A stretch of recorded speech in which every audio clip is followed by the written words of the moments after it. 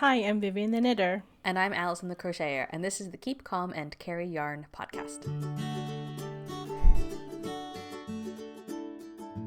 Thank you so much for joining us for episode 169 of Keep Calm and Carry Yarn. This is a knitting and crochet podcast brought to you by me, Vivian, and my daughters. And I'm recording from Michigan. And I'm coming at you from Scotland. Thank you so much for joining us, whether you're listening on a podcast app or watching along on YouTube. Hi, everybody. Okay, I got an itch. Oh. I'm wearing my finished Sutton shawlette. Not that you can, it only looks knitted. You can only see the crochet bits when my hair is covering it. You can wear it like a bandana, then we'll be able to see it. Yeah. I feel like this feels more like outdoorsy, like with a jacket sort of thing. I'm just like in my house. I just want it as like a little tie, a necktie. I am wearing my pink lento and I'm already hot because, setting up and stuff. It is warm in the house, but we got up to almost 60 degrees last week. Yeah. So spring is still coming. February? Yeah, it was still February. So I was like, oh, this is really weird. It was like 58 degrees or something like that. Mm-hmm. So hopefully, is that the cat again? Is that the cat? Oh, sorry. The audio broke up a little bit. Oh. Yes, my cat is crying in the background. Did you lock him up somewhere? No, he's just wandering. That's just Sylvester does that. He wanders around and he cries. At first, when we first adopted him and he started doing that, we're like, oh, maybe he's like looking for his old owner, and then we're like, maybe he's just so dumb he doesn't remember where we are and he's lost us. And now, yeah, I'm not really sure. He had his snack. He had a bit of tuna water, as well, so he shouldn't be hungry. But he literally just does it all the time. Oh, poor baby. Well, so she will do that, like after bedtime. She'll come and look at me go to bed. Not all the time, but sometimes. Like, you coming to bed? And she just looks at me, and then she walks away. I'm like, okay, I get settled in bed, and like 10 minutes later, she's crying out in the hall. Like, why are you crying out there? I'm over here. You left me here. And then as soon as I say, Sushi, Mommy's over here, she stops. And then eventually she will come into the room. So it's I don't know. Cats are not known for their intelligence. Yeah, and he very rarely meows at us. He only meows when he's out of sight for the most part. Whereas Rocky meows at us when he's like, it's dinner time, it's dinner time, it's dinner time, it's breakfast time, it's breakfast time, it's breakfast time. But yeah, so he only meows at us, whereas Sylvester just sings. Oh, okay. Well, that's a good cat update. I hope everybody's well. Do you want to jump into our whips? Yeah. Okay. Why don't you go first? Okay. So I've got my existing one that I've talked about before, which is just this ripple stitch jumper of my own devising. Oh, let's see. There it is. Can you see it? Yeah, I like it. It's got a green, like a teal, mustardy yellow, and like a natural oatmeal color. Yeah, stripes. The natural is interesting. Like it's dyed, and it kind of has like, it's kind of hard to see. I don't think you'll be able to see on the camera, but sort of subtle pinky purpley. Oh, yeah, you can't see it in the camera at all. No, it's definitely too hard to see. It's too subtle, I think. Because if it's far away, it just looks, sort of beigey, mushroom. It's kind of like a mushroom color. But then when you look at it up close, you can see very, very slight variation between the sort of like, mushroom and then a slightly pinkier. And then, yes, a mustard and a sort of like an... It looks teal on the camera. Yeah. I think, to me, it reads more green when I see it in person. So last time I was nearly done with the first sleeve. And then I sort of stalled because I had to cake up more yarn. So I think I just, it was 3 different colors. So I just put it off. And I finally did it. And I just had to finish this last stripe on the sleeve, the last color. Did it, and realized I had been doing it in mustard, which is not the right color pattern. Oh. So it goes mustard, mushroom, green. So I've done mustard, mushroom, mustard. So you literally finished it, snipped it off, and then looked at it and was like, oh, that's not right. So I had to undo that. Do it in the actual green. So that finished that sleeve. I think it's long enough. Like, once I block it, if I find that I need it to be longer, I'll just, add another row on. Or if it needs to be shorter, I can just frog that. What is the yarn that you're using? So it's from Whistle Bear. Do I have a... No. Whistle Bear...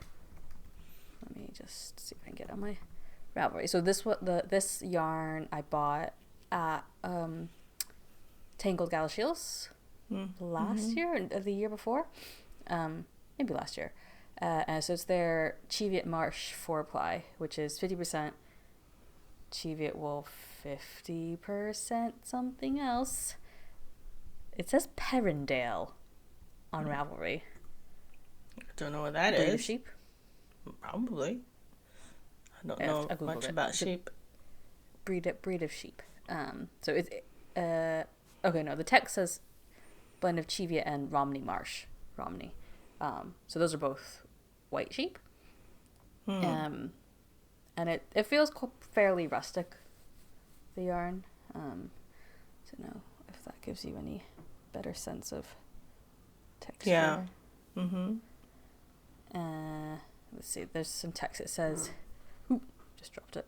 Hardy little sheep quite at home in the hills, their fleece is robust and warm, but thanks to some judicious crossing with merinos by monks in the 17th century, rather softer than that of other hill breeds. And then Romney Marsh originate from the inhospitable marshlands of Kent, where they were bred for their semi-lustrous long wool, much prized in medieval Britain. Cheviot Marsh is warm, buoyant yarn that only improves with washing and wearing. So I will say, because it's quite rustic, I'm looking forward to blocking it to see what the finished sort of fabric will feel like once it's blocked out.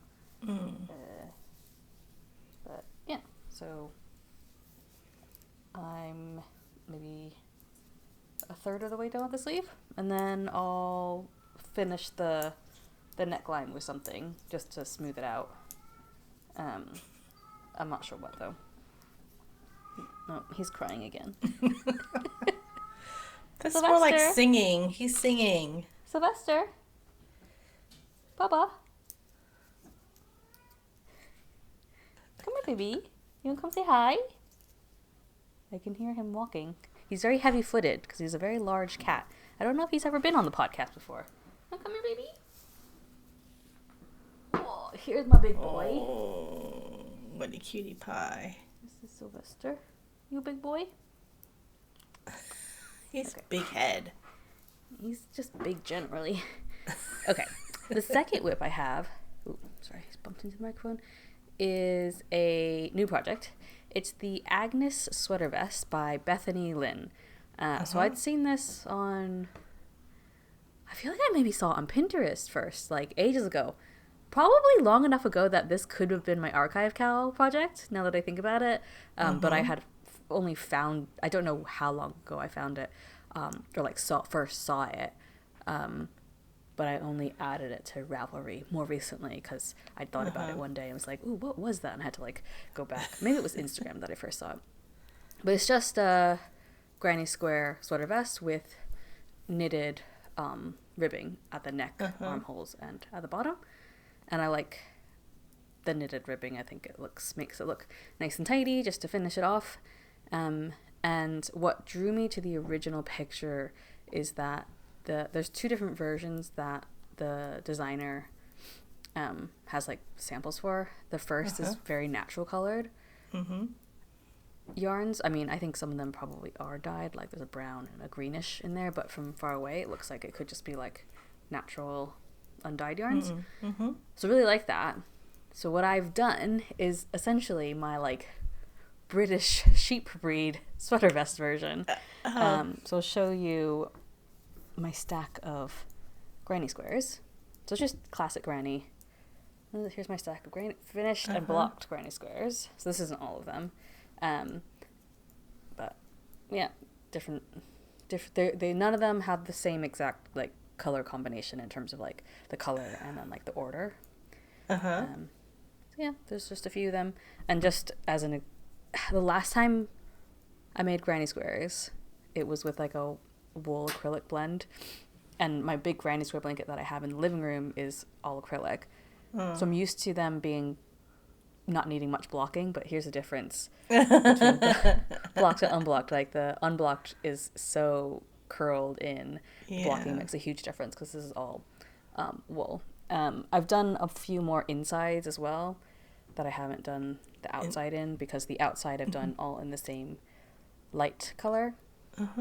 And then also because I'm that kind of type A, this is my spreadsheet workings for the order that I want to have all the different colors. So yeah, you can see I've marked it as white, tan, light brown, gray, dark brown, and then like the different color combinations here from inside to outside. And I've checked them off as I've made them. Essentially, like I knew they were all going to be different, and I started making the first two and just like eyeballing it. I'm like, okay, a little different. And then I was like, I'm going to end up repeating something or having too many dark browns on the outside layer or something like that. So I just, I didn't do any like, formulas or anything to figure that out. I just eyeballed it just to make it slightly even distribution of all the different colors. So the yarn that I'm using, I'll start from lightest. The smallest amount of yarn I have is this white yarn. Which is a 100% Cheviot wool, which is the same sheep breed that was in this yarn from my Ripple top. But it's hand spun from the Isle of Skye. Do you remember that croft we went to? Yeah. And yeah, you'll have enough to do, because it wasn't a very big. No, it was little ball. It was it was just hand spun yarn. Actually, sorry, the cat's on my lap. I'm just gonna turf him out. Sorry, baby. It was a selection of hand spun things. This big. Oh yeah. So quite small. 44 grams. So 11 grams each-ish. So there's 4 of them. So I'm not using. I still have mine somewhere. Yeah, I'm not using these ones. This one is Hebridean probably, because it says 100% pure wool, white Cheviot and Hebridean. So Hebridean sheep are black brown. So that this one is all black brown. This one is a twist of the Cheviot and the brown, and then there was 2 of these white ones. So in my little working out, this dotted one is the white. I've only used the white in the innermost and the second layer, around. So. Oh, I see. There, the white on the inside for the second round. And I've not done on the third round because I don't have very much of it. Yeah. So I don't want to use up that much. Plus, the outside round is all in this quite light color, so I didn't want to have them right next to each other all the time. So speaking of which, gotta reach. This is the the outside color, and it's like a off-white. And then there's a slightly more tan color. So where are these? So I was going to speak them all together because they're all from the same place. There's this dark gray, and then I have a ball, reach, of a dark brown gray. So these all come from Gullet Farm, which I had done an interview with them for issue, can't remember, 3 maybe, of Merit. I don't actually think they're making yarn anymore. So I couldn't actually find that much information on the wool blends because I had gotten this yarn as samples. So I hadn't been using them because I wanted to keep, a bit of it as a sample for, possible inclusion in future issues. but they're not making yarn anymore, so it doesn't matter. Oh, wow. But I know they keep Romney sheep, so I think Romney sheep, again, are white, so I suspect the lightest color's got the most amount of Romney in it. And then they said that it's also blended with either Manx, Lockton, or Hebridean. So I think this black-brown one is probably all Hebridean, maybe. Mm-hmm. And then maybe this gray one is a mix of Romney and Hebridean. And then this, like, I guess you can, it's a little bit darker than the lightest one, but it's sort of a tan, very, very, very light tan. Maybe has, they said the other thing that they blended it with was, the Manx Lockton. And so I've had a little look. So the Black Welsh Mountain comes from the Welsh Mountains. The Romney is just an English sheep breed. Manx Lockton are a rare breed descended from primitive sheep from Scotland. And they're like the same group. I can see a cat in your background. I think I have to let her out. Okay. Keep talking. They're in the same group as like the soy, Hebridean, Shetland, North Ronaldsay. They've got like, they can have like 4 horns. And then same with the Hebridean. They're from Scotland and they can have 4 horns. They used to be marked as a rare breed, but they're no longer classified as rare. That's good. And then the last yarn that I'm using is this brown one. And this one was bought for me. It's Caithness Yarns, and it's his Castle Milk Murret sheep. And those sheep are a rare breed from... I have some of that too.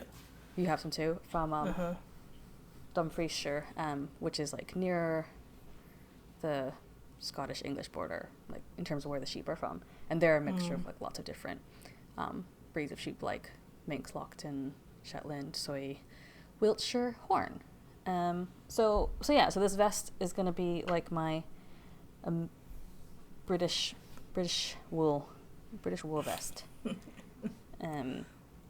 And I haven't really been tracking how much yarn. I think they were 100 gram skeins. The pattern, you can get a graded version in like lots of different sizes and pay for it, but the designer also has like an open-ended one size tutorial on her blog, and I'm just using that because it is quite simple, and my size is essentially quite similar to hers. Like maybe I think she was designing it for a 34-inch bust, and I've got a 35. So I'm just sort of fudging it. So you're using the free version. I'm using the free version, yeah. Okay. I mean, you're a designer yourself, so, and an expert crocheter, so there's not that much to it. It's a bunch of squares sewn together. Yeah, there's no like, so the armhole is very big, and it's like a rectangular gap. So it's almost like like a penny. Yeah, but they've been really popular where they the vests like tie at the bottom, like that style of vest. Like almost so it's almost like that. Yeah, so it's almost like that because the bit below the armhole is so small. I was just thinking about like what we had to wear when we played touch football or whatever, the little pennies. I don't know what they're called. But in the design, it's designed to have the ribbing be in the same color as the outside of the granny squares. But I don't know. I'll definitely have enough. That was one thing I did. I weighed before and after I finished a round to make sure I had enough of this outside to do all 25 squares, which I will have, and I will have some left over, but I don't know that I'll have enough to do all the ribbing. So I don't know if I'll try and do the ribbing with the next lightest color. It'd be like not the same, obviously, but well, I mean, knitting doesn't take up as much. Yes, no, that is true. So there might be enough. So whether or not I just try, and then if I run out, undo it, or do some of the ribs in the right color and some in the other color. I don't know. The armhole's quite big, but then I guess it's only a few rows because it's just the ribbing. But yeah, so I've been speeding through this. I started it 2 days ago. And well, I'm sure I'll snag at some point. I've got 1, 2, 3, 4 more of these insides to make. And then 1, 2, 3, 4, 5, 6 of these need outside rows. And then blocking. And then I feel like it's going to almost take longer to weave in all these ends. Yeah, that's a lot of ends to weave in. Yeah. And I thought about weaving as I go, but I was like, nah.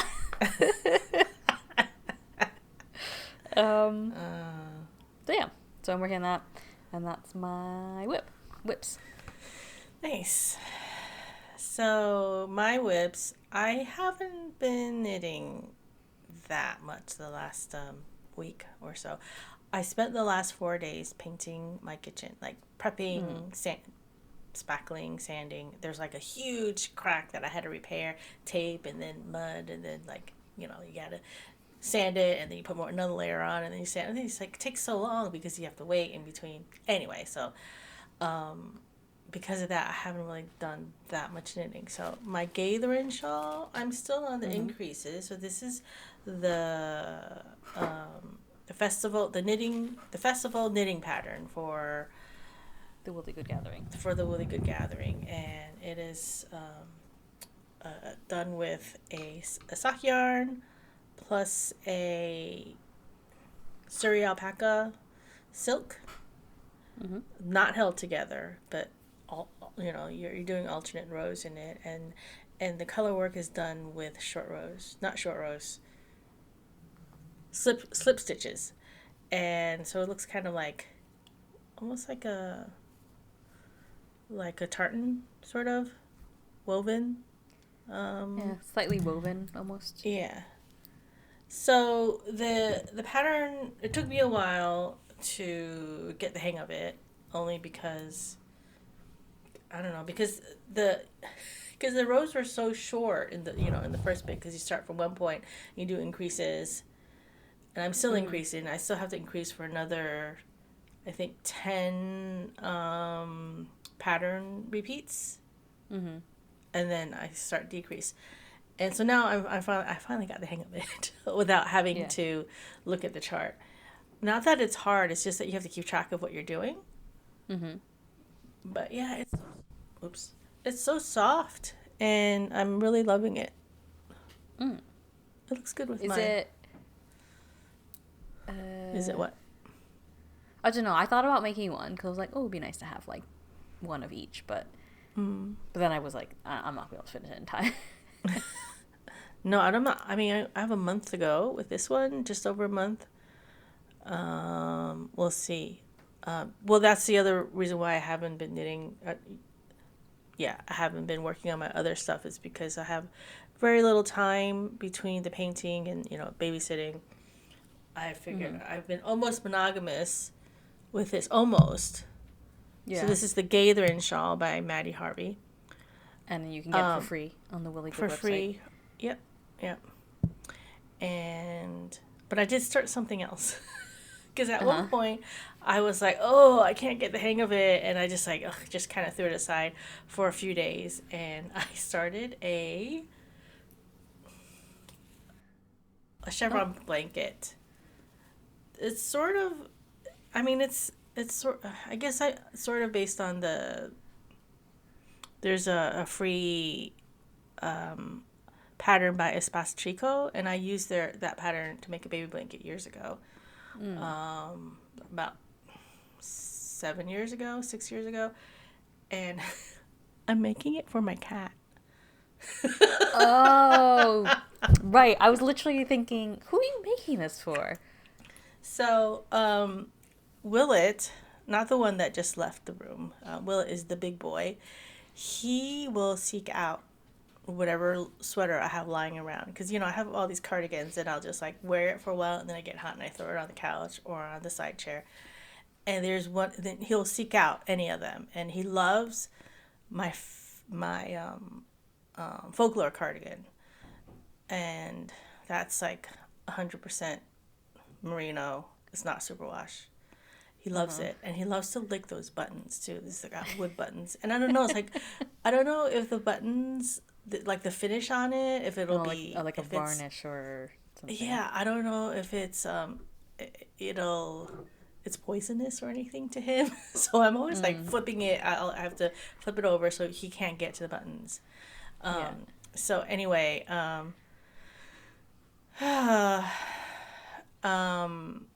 decided that I was gonna knit him his own blanket. He also likes to sit inside of my box of sweaters because I have a clear bin of sweaters. It's in my closet, and we were always like pulling things out, and I know I very rarely remember to put the lid back on, so it's just open. And he just sometimes he'll disappear for like the whole day, and we'll find him in there all snuggled up in my wool hand knit. So he's gonna get his own wool blanket. The yarn is Liberty wool from Classic Elite, and I bought a bunch. I actually bought their store sample. They have this self striping, and it's worsted weight, and they had a sample of all of like this year's colors, and there's like tags on each of the colorway, and it was attached to like this like a header above at the ceiling level, and it went from like practically one end of the store to the other end. And I remember seeing it there, and then the next time I went to the store when they were going out of business, they had taken all of their pattern samples because Classic Elite, they also sold pattern booklets and things like that. And I bought a bunch of samples, some sweaters, a purse, like a bunch of things. And then there was like scarves are, I can't remember, $10. Sweaters are $15 or something ridiculous. And I bought a few sweaters, and they became gifts. And I do still have one of a cardigan I think you wore during one of our the pink one? Is it the episode. pink one? Not the pink one. It's the one that has all these stripes. Or maybe you didn't wear it, but maybe, I don't know. But that's the same yarn. So I laid it out on the bed for the whole day to see if he would like it. And he's like, oh, he likes it. So, okay. It's the same yarn. So, I have... So you frogged the swatches. I frogged the sample swatch, and I've used used it for like some fingerless mitts, some hats, some charity stuff, and I was looking for these socks. I don't know how they ended up in that bag. So this is all that's left. Okay. There's a solid one over here that I bought because I thought I could match it with one of the colorways. So yeah. All for my cat. Because he's a spoiled little bubby. Oh, and that is all I have for whips. And guess what? I forgot to take the Buzzfeed quiz again. Oh. I have a question. Oh, no, I don't have a question. I had a comment. Basically, just that when you showed the blanket, I did think the yarn looked a bit kinky, like coming into it. Because you frogged it, that makes sense. Yeah, it's frogged yarn. Yeah. Yep. So I'm gonna take this quiz really quick. Okay. While you take it really quick, I'll say what it is. So this is the Buzzfeed quiz for today, and it is: we can tell which famous TV couple you and your partner are based on these simple questions. And maybe you should have saved this one for Emily because it's not about food. But yeah. To be fair, she had a fair enough complaint in that, yeah, she's vegan, so most of the food she couldn't eat. What'd you get? I got Jim and Pam. Who? What? Jim and Pam from The Office. Everyone's favorite The Office couple. You and your soulmate are a great balance of peaceful and playful. Together you can calm down any rowdy room or find the logic in any wild scenario. However, that doesn't mean you pull back when messing with people. I have Andy and April. The double A's of Parks and Rec. You and your soulmate are like puzzle pieces, where one of you needs room to grow and the other is great in that area. You both are unique and creative, and together you make life 10 times more fun. I have watched both of these shows, so there is that. Okay, right. Question-wise, as we were commenting earlier, there's a lot of questions, a lot of answers. So, the first one, which of these oddly specific jobs would you want between mural artist, children's water polo coach, dog costume designer, nail polish namer, professional cosplayer, water slide tester, golf ball driver, sketch comedian, or professional knitter? So basically I picked the quiz because of this. Professional knitter. So I didn't go professional knitter. I went for nail polish namer. Because I was like, if I get paid just for coming up with nail polish names, sounds cushy. I thought dog costume designer would have been my next choice. I'm just gonna assume we both picked kitty for what pet you would want. Because that's what we have. Yeah. Okay. The food question. Pick a cuisine to try on a date: Chinese, Italian, Indian, Mexican, simple popcorn and a movie, British, camping where we catch our food instead of buying it, barbecue, Mediterranean. I picked Indian. I didn't even see Mediterranean because I was just going really fast. You just love Indian food so much. Indian food so much. You love it so much. I picked Mexican. Oh, okay. But I did think you don't get really good Mexican there, do you? Has it gotten better? No. I mean, you can get decent Mexican food, like decent like Tex-Mex style Mexican food. Yeah. And some like authentic. There's a really good taco place, the other side of town. Taco. I did think Italian is like probably like, to me, out of that bunch, is like the classic date night food. Because you can both suck on the spaghetti and. Yeah, that's why. Okay, I'm just gonna breeze forward to another food one. In your opinion, which pizza topping is most underrated? I said pineapple. Pineapple? Uh-huh. I went for olives. We just had homemade pizza, and I make barbecue chicken pizza. That was one pizza. And the other one was sausage. We had sausage, mushrooms, and black olives. And onions. Sam likes pineapple on his pizza, but rather than pineapple and ham, his favorite combo is pineapple and pepperoni. Oh, interesting. Which I prefer, because I'm not a huge fan of ham. Oh, sometimes we'll just put ham on like a sausage pizza. That tastes good. Yeah. I went for olives because one of my favorite pizzas is a puttanesca, so like olives, capers, and anchovies. Where Sam calls all the it salty stuff. Salt pizza. He's not a huge fan. I'm gonna one last one maybe. This one, there's a lot of different options. Which of these situations would you want to be in the least? Oh my gosh. Yeah, I'll read them out because they're kind of funny. None of them? Giving a speech on stage, being the only single person at a dance, getting arrested for breaking into your house, speaking with a stranger on a plane, being the lead actor in a controversial movie, accidentally losing your friend's pet while pet sitting, saying a joke that nobody understands, forgetting basic facts about yourself at a job interview, or your friends discovering you still take quizzes. I said accidentally losing your friend's pet while pet sitting. Yeah, I did too. That would horrify me. I mean, getting arrested for breaking into your own house, I mean, that's... You might get arrested, but you'll get let go because it's your house. Yeah, and we're in the privileged position that like we personally will probably be fine. Yeah. Yeah. Okay.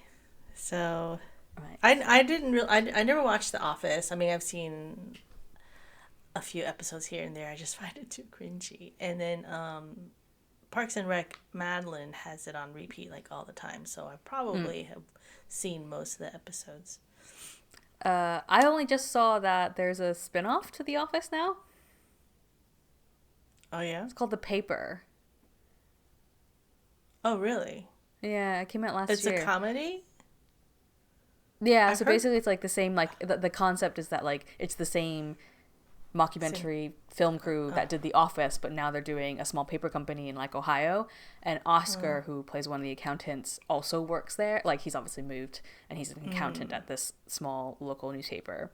Which one is Oscar? Oscar Nunez. Oh, okay. He's like one of the core office staff. But I've heard of the show. I thought it was a serious show. But apparently, so Tim Key, he's British, plays like the boss, and then I saw that Donald Gleason is in it as well. Yes, I was listening to a podcast and they were talking about it, and I just assumed it was like a serious show. Yeah, no. It looks like when I saw like a little like clip from it, and I was like, what? Because I was like, this just I'm like, are they just doing like it just feels like The Office? And yeah, and that was why. Anyway. Josh Holloway's in it. Tawny Newsome. Lots of people that I recognize. Cool. I'll have to let Madeline know about it. Yeah, I don't have any way to watch it. We don't have. I think. What is it on? Peacock. Oh, okay, yeah. I'm not sure. We don't have Oh yeah, I see Peacock. We don't have cable anymore, so everything we watch has to be streamed. Mm-hmm.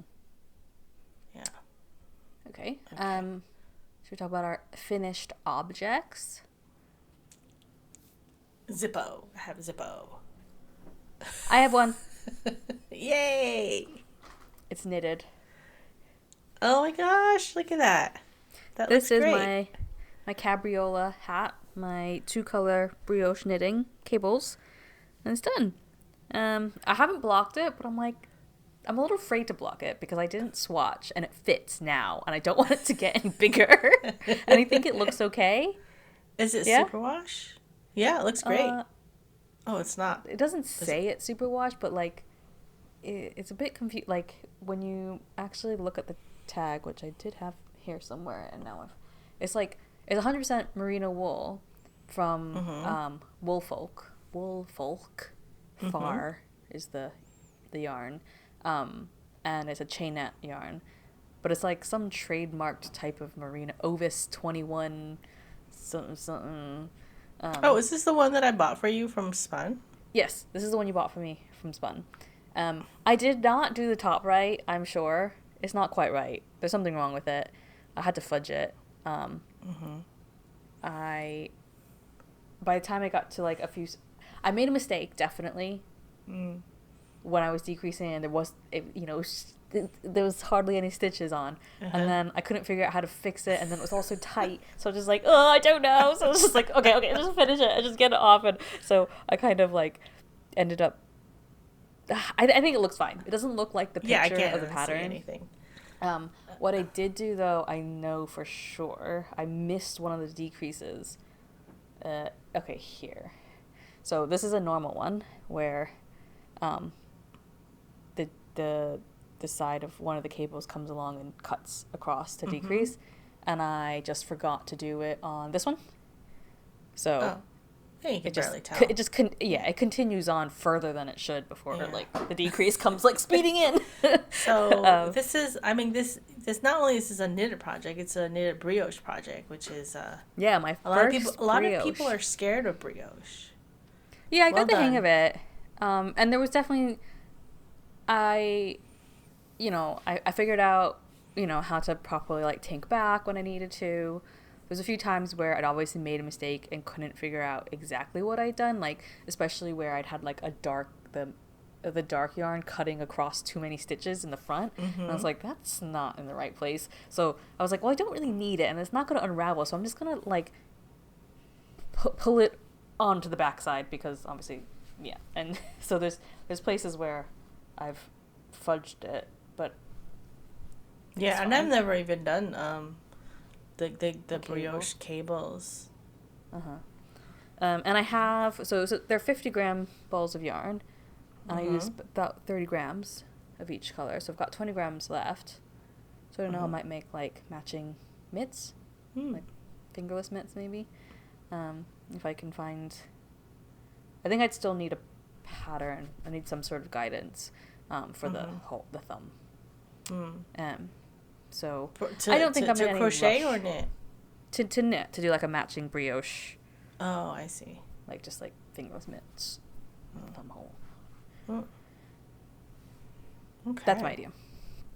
And actually it feels okay now. I was a little afraid, like, because my hair's so straight and sleek and silky, tooting my own horn. Hats Slippery. We have tend very to, slippery like, hair. yeah, they just like slip up, and then it's like not really on your head, and like that looks stupid. That's why So- I never really liked. I mean, when I was young, I hated wearing hats because that always happened. Unless like I had braids on, and then it wouldn't happen as much. But now that I have short hair, I don't have that issue as much. Though I do need a haircut.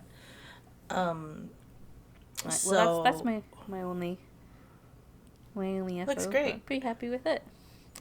And yeah, I think I'm just gonna not block it. So we'll find out how much It it looks grows the fine. first time I have to wash it. Well, it's not superwash according to the Ravelry, so it might. Yeah, it doesn't say anything about being superwash, so Yeah. hopefully that's fine. So, but I think it looks fine. I don't think it looks like it needs to be blocked. So yeah, so I'm just gonna leave it. Yeah. Oh, shoot. Do we want to talk about the archive CAL? We do. The archive CAL, which is our knit and crochet along, so KCAL, we've been doing it for a while now, yeah? Yeah, 5 years maybe. I don't know. I'd have to look it up. Basically, it's called the archive CAL because we want you to do like a deep dive into your archive of patterns and find something that you've been wanting to make for a while but haven't, and just do it. So our rule of thumb is if it's been hanging around for more than 3 years, then that would be something that's eligible. It's not a firm rule, especially if you haven't been knitting or crocheting for 3 years, so something old. But you can use your 3-year mark as a sort of rule of thumb. So that could be something that you have favorited over 3 years ago. It could be something that you've owned the pattern for over 3 years. And bonus points, except you don't get points because there aren't actually points, but bonus points if you use stash yarn. You're sort of archived yarn, as it were. Do you know what you're making? I Planning do. on making? I should say the dates. We're starting on the 1st of May, and then going for the 1st of April. Sorry, Yes. the 1st of April. So this is my last chance to talk about it before it starts, because Emily will be doing the next episode, and going for 3 months. Yeah, so June 30th will be the last day. So April, May, June. Right. What are you gonna make? I'm going to make, it's called the Fall River Vest by Mary Jane Mucklestone, and it is in my old Interweave magazine, fall 2016, and I lost my bookmark. Oh, here it is. It's a men's color work Fair Isle vest. I did rework. I've already made myself a new color work chart. It's on my computer, so I can't show it, but these are the colors that I'm doing. So it's mostly, there's blues and grays and green and some like natural white color. Oh, I keep hitting my thingy. How's that Very look? You can't fresh see it. and There you go. zesty. I think I just think that because of the green. So I'm making it for my husband, your father. But he doesn't even know that because like a few years ago, I was like, oh, I want to make this. No, I gave him a like a whole bunch of like sweater vest patterns, and he didn't Has, like like, any of the options? color work. He didn't want any of the color work, so I ended up with that. The cabled one. The cabled one, yeah, a couple years ago that I made, and so he has no idea I'm making this. But you know, once it's made, I think he'll be like, oh, I like it. And if he doesn't, what's his chest? Skinny. Yeah, he's skinny. He's really skinny. Let's see. I wrote it somewhere. Slender, slim. He's a skinny man. He's a skinny man. Where did I write it? 34.5. So, I mean, a family, right? Maybe. But it's not going to be... I'm not going to make it tight because I want him to be able to wear like a shirt or something. Yeah. And the sizes... You know, if he refuses to wear it, Emily could fit it. I'd probably fit it. Yeah, you could probably fit it. There's no shaping or anything. Yeah, okay. And the sizes are... The smallest size is 35.25. That's the size I guess I'm making. Mm-hmm. But my gauge? I can't remember. My gauge is not quite... It's always an issue. What it wants it to be. So we'll see. I think I wrote down what the gauge is. What is my gauge?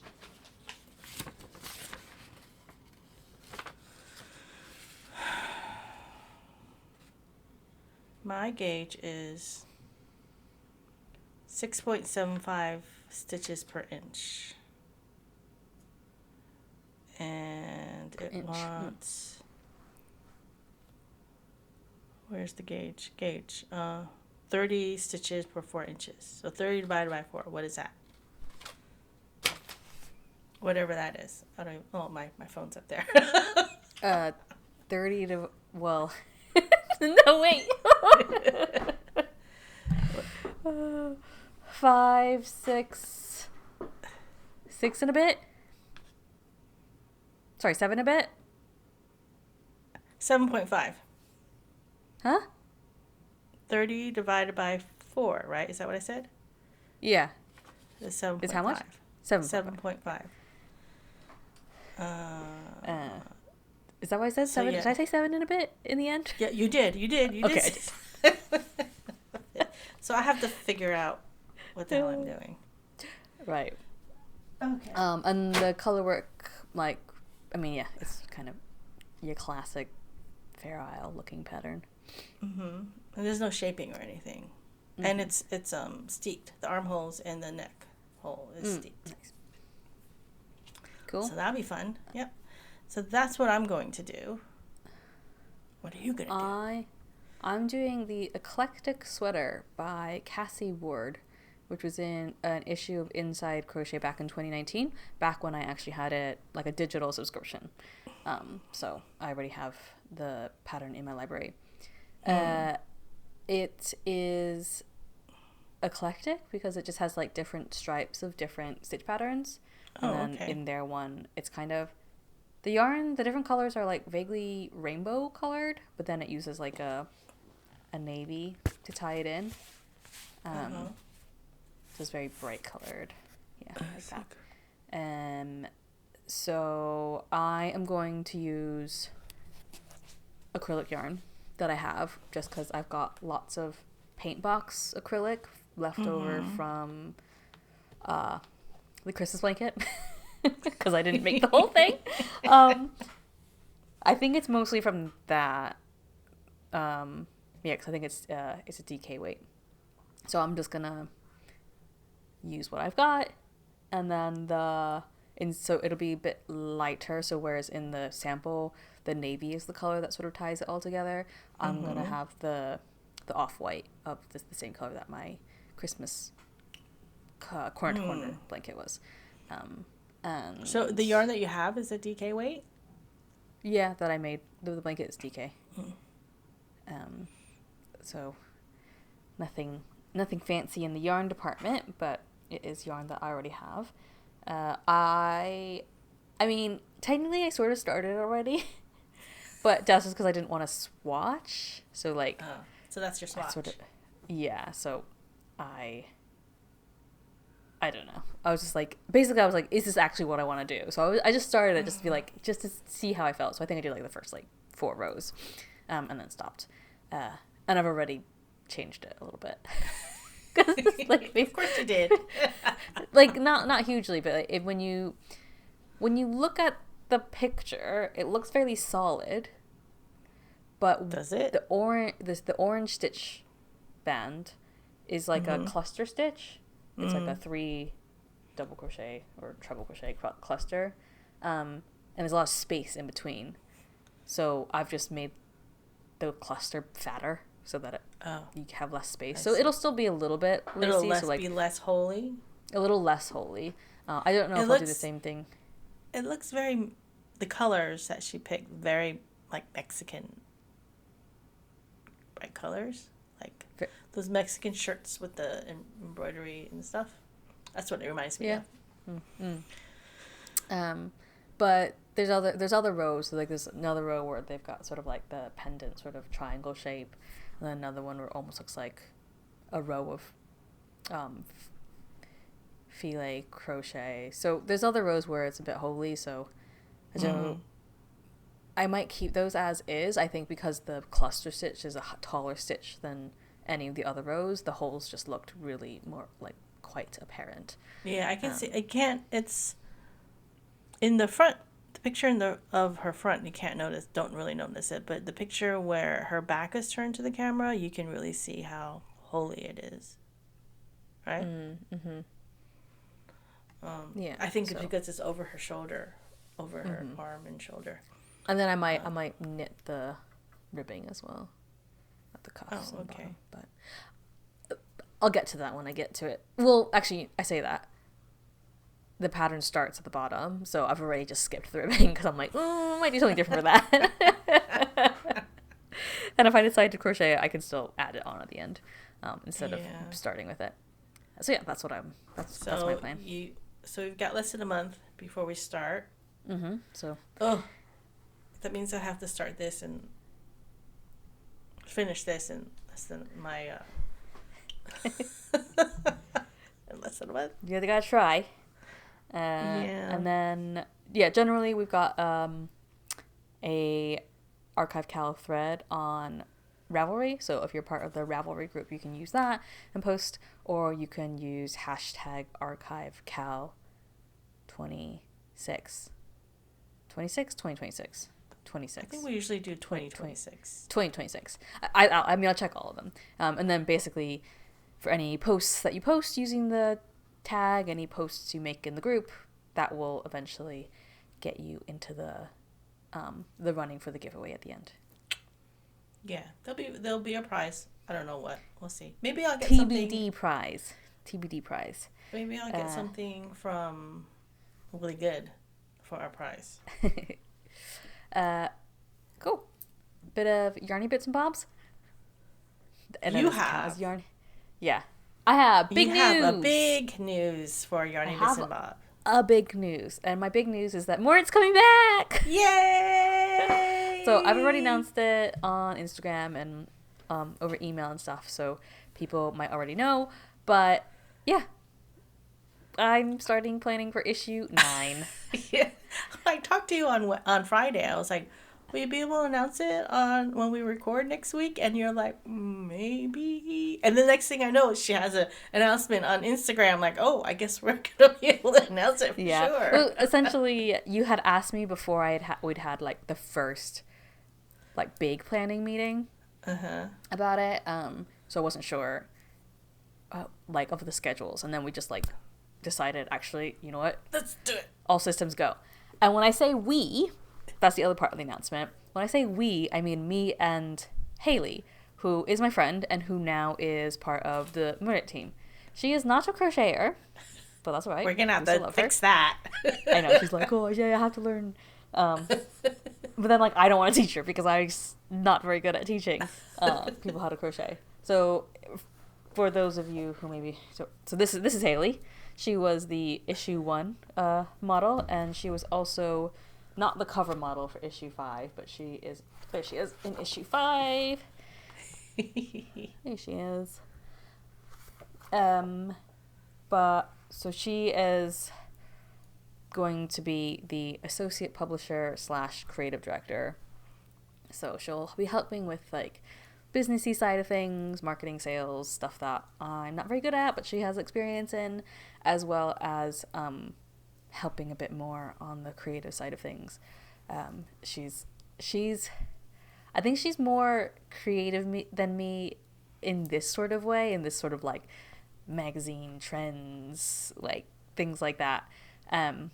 So it'll be nice to have somebody who is coming up with ideas and also somebody who I can consult with. So she'll be pivotal to going through the calls for submissions and like creating the collection for each issue. Because that's always like, you've been part of that a little bit, even you and Emily, because I just like sent you screenshots and been like, what do you guys think about this and this? Because I'm like, it's just so you mean you we and won't be able to participate anymore? I mean, you maybe but or even just like the colors of the yarn and things. And it's been interesting because obviously, because she's not a crocheter, there's some things where I've had to just like walk her through.